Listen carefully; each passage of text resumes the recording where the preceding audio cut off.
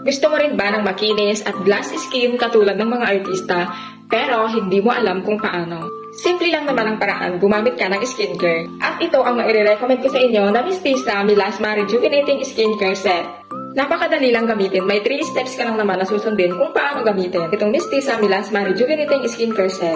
Basahin niyo lang at sundin ang 3 steps na nakasulat sa likod ng bag para ma-achieve niyo rin ang mala-artistang kutis. And complete package na po siya. Sa box na to ay meron na po siyang soap and cream for sunscreen and night cream.